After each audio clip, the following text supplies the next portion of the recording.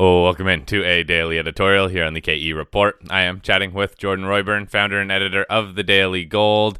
And Jordan, just a first comment, an interesting reversal that we're seeing in gold today. It was testing out that 1290 level and then just all of a sudden started to roll over down just over $10 as we're recording this in a matter of 3 hours after that peak at about 1290 hit. You and I were both talking off mic that it doesn't seem like there is an individual news story that is causing this, but there just seems to be this selling that hit the market pretty quickly. What are you looking at outside of maybe just the price action here? What are your thoughts on the precious metals, especially gold?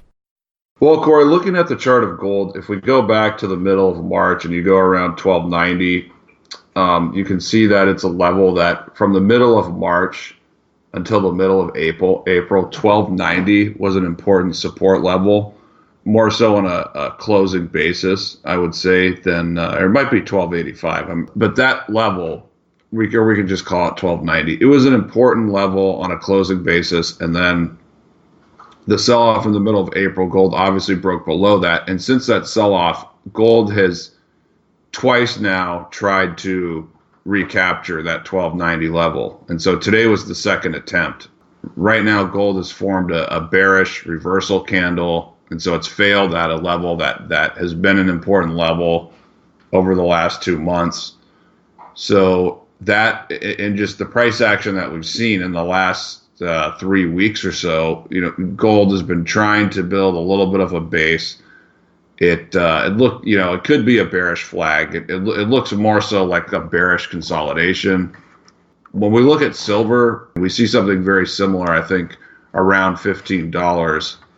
If we look at silver and you go back to the beginning of March and you just draw a line at 15, you can see that silver has, especially in the last month or 5 weeks or so, 15 has been a level that silver has not been able to surpass. And today, it's formed that same bearish candle as gold.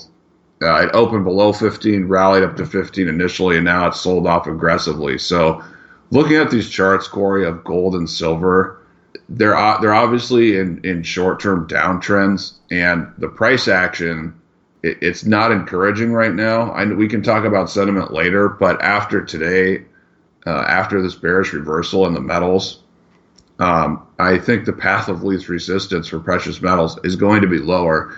And you could also say that's confirmed by the fact that the miners have really been just performing poorly to the downside, a lot more so than the metals. And so when that happens, it's usually a signal that the metals are eventually going to trade lower. And, we could be seeing that in gold especially.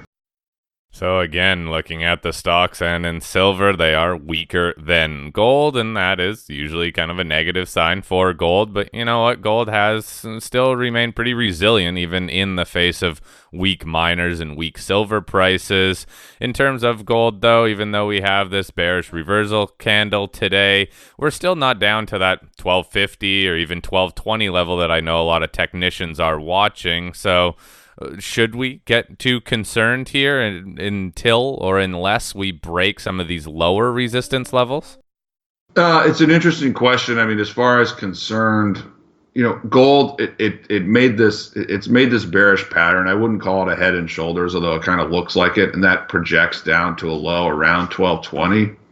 So that's also a downside target for me. So again, if you look at the action in the miners, that's telling you that gold is probably going to trade lower. So when I look at all these things, I think gold's going to trade down to 1220. As far as being concerned, I would be concerned if I owned companies or if I owned, gold or GDX or GDXJ, and I was hoping that 1250 would hold, for example, or that it wouldn't go below 1220. I would be concerned. I'd be concerned if I held investments that definitely would get hit if gold trades lower, which is possible even if you have strong investments and you feel the companies you own are still just as valuable at a gold price in the low 1200s. So for me, I would only be concerned if I own things that would be, dramatically impacted if we saw a $60 move lower in gold, which is trading at 1281 right now. So I guess it's just the concern for me, Corey.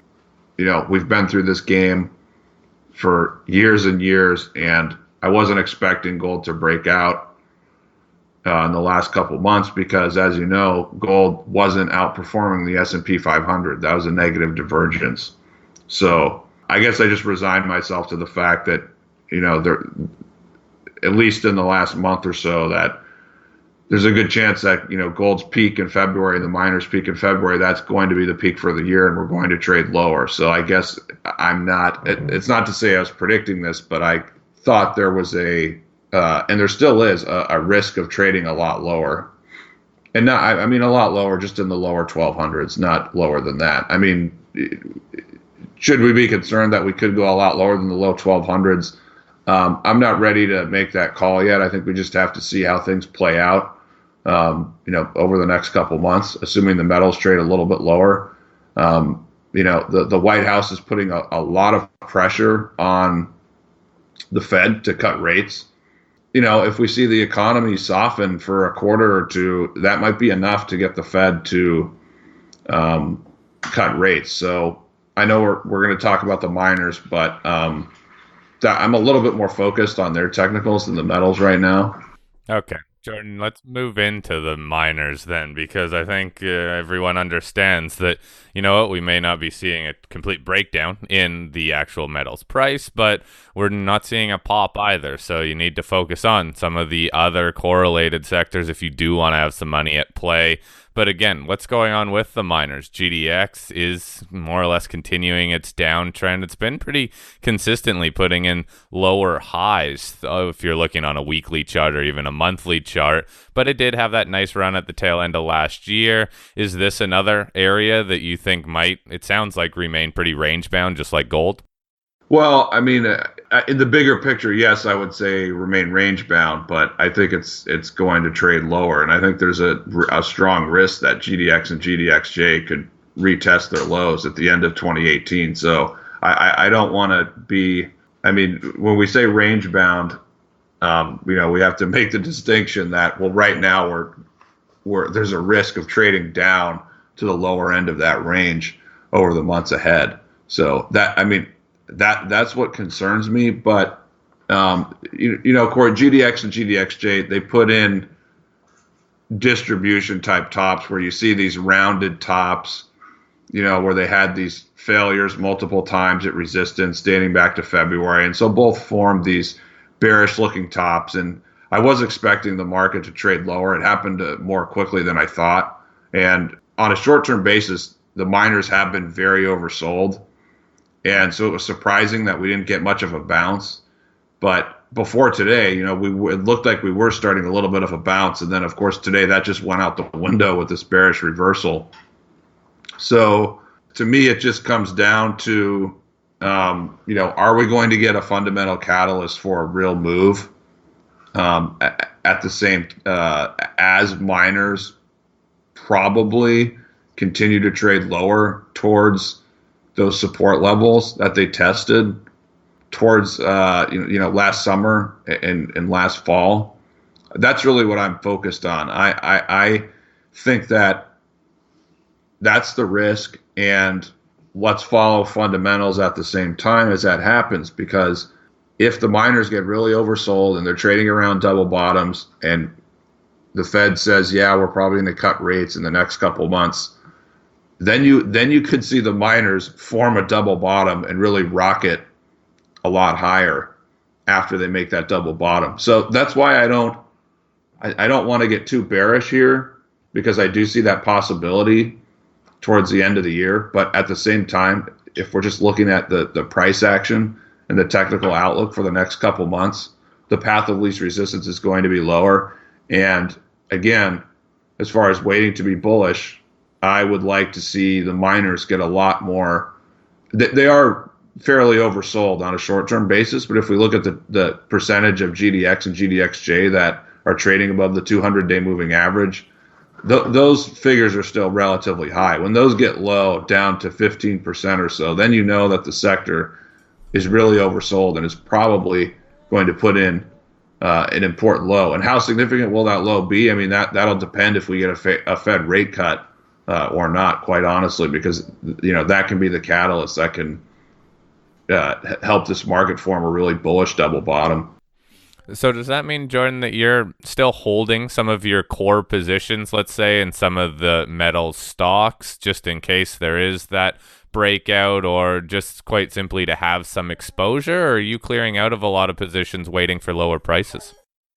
That's a good question. I mean, I've been holding too much cash for a while. So I have quite a bit of cash in the positions I own. I mean, I do own core positions, but I own them for fundamental reasons. And, they have to, at some point, they have to, if they're not performing and they're not acting as they should, then at some point I might have to move on from some of those. But, I own things that are kind of moving on their own merits. So I don't. The things I'm holding now, they're not that influenced by metals prices.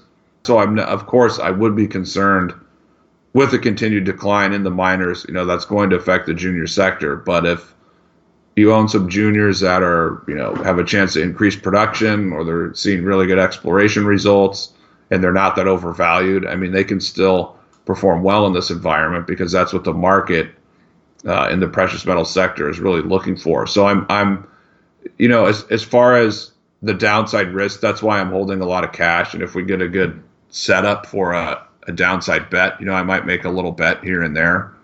So that to me is how you deal with the potential for this to trade lower, is having a high cash position, maybe playing the downside, and making sure the stocks that you own have their own catalysts that can help them move higher regardless of metals prices.